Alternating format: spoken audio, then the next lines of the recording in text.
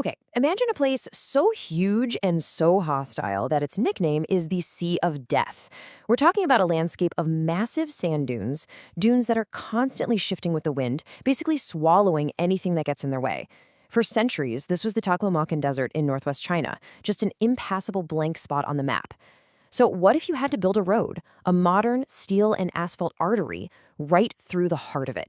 Today, we're diving into one of the most unbelievable engineering projects of our time. I mean, really, think about that. How would you even start?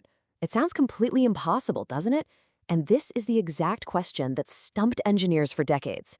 You can't just pour asphalt on sand. The ground itself is, well, it's alive. It's a fluid landscape where one big windstorm could literally bury your entire project overnight. There's no solid bedrock to anchor anything to. So how on earth do you conquer a landscape that just refuses to stand still? And that's not just some dramatic, made-up description. It was the reality. The name Taklamakan has often been translated to mean exactly that. You can get in, but you can't get out. For generations, it was a totally unconquerable barrier, a real blind spot for engineers. This reputation, this formidable beast, is the dragon our story's heroes had to slay.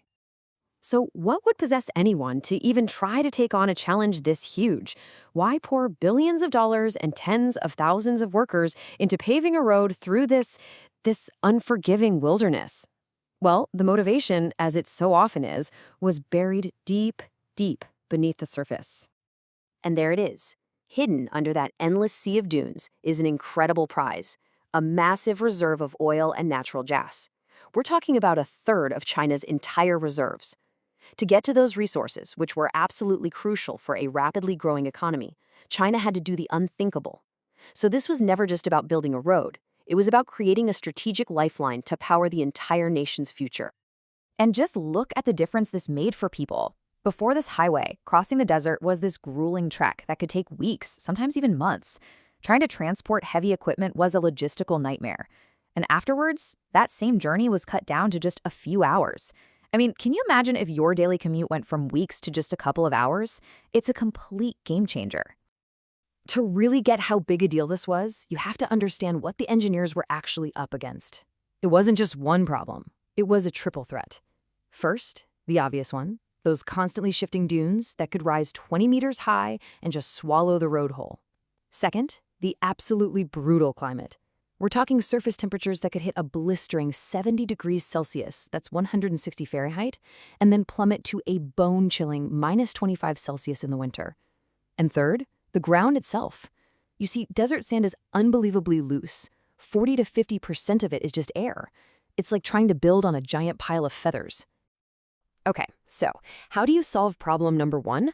Those shifting dunes. You can't just fight the desert with brute force. Building a giant wall is out of the question. Instead, the engineers turned to something completely unexpected. It was a surprisingly low-tech but brilliantly effective idea. They decided to cage the sand itself. And this is just so cool. Before any of the heavy machinery even showed up, hundreds of local farmers were brought in, and they created this huge checkerboard pattern using bundles of straw and reeds. So first they bundle it all up. Then they drive these bundles deep into the sand in this grid. But here's the key, the angle. By setting up these 1 by 1 meter squares at 45 degrees to the wind, they didn't block it. They just gently tripped it up, scattering its force. This made the wind drop all the sand it was carrying, which caused the ground inside the grid to settle, get a crust, and harden. It's just genius. And just to help you wrap your head around the sheer scale of this, workers laid 58 million square meters of these straw checkerboards. That is an area larger than the island of Manhattan. And it was all done by hand, under a sun so hot it could bend metal. This ancient technique was the key that unlocked the whole high-tech project. Okay, so the surface is stabilized. Great. But the sand below it is still full of all those air pockets. You can't put a highway on that. The weight of all the heavy trucks would just cause it to collapse. So the next big challenge was to turn that loose, airy sand into a foundation as solid as rock. To pull this off, they used a technology called vibrocompaction. Now, it sounds complicated, but think about it like this. You've got a jar half full of sugar, right? If you shake it really hard, the sugar all settles down and gets way denser. That is exactly what these machines do, just on a massive scale. They send these powerful vibrations deep into the ground, which shatters the friction between all the sand grains and forces them to collapse into those air pockets. This actually shrinks the sand's volume by up to 20%, creating an incredibly dense man-made bedrock. But even with a dense foundation, there's another hidden problem. See, when a heavy truck pushes down on the road, that force doesn't just go straight down.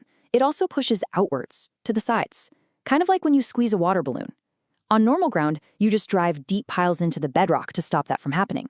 But out here, in the Taklamakan, the sand can be as deep as a skyscraper. There's nothing to anchor to. So over time, that outward push would just make the foundation fall apart from the inside out. So what was the solution? If you can't anchor to the bottom, you float on the top. The engineers came up with this truly genius idea. They decided to package the sand.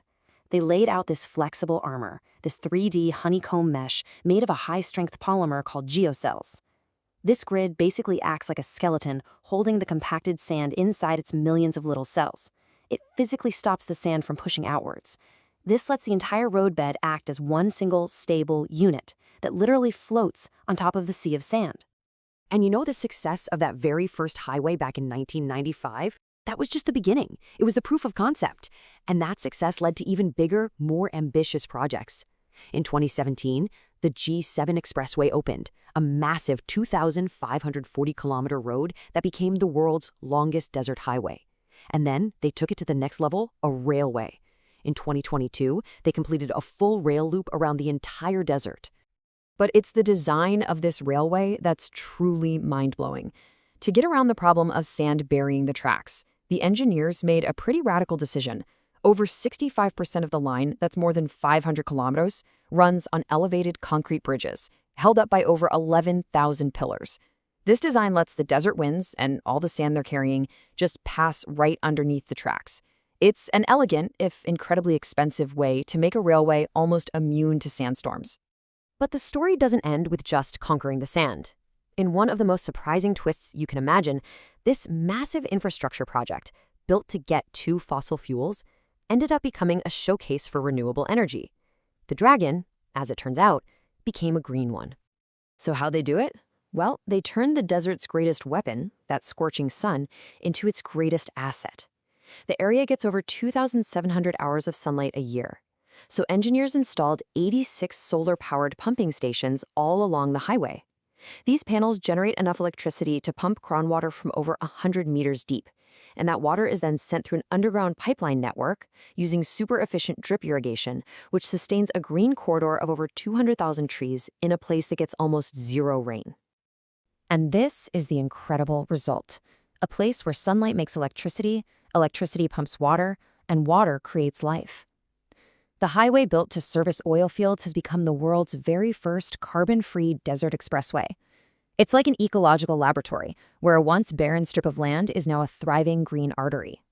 It's an amazing testament to turning a huge challenge into an even bigger opportunity.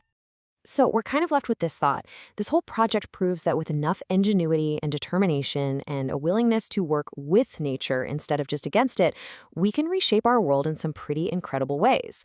It went from a barren wasteland to an economic and ecological lifeline.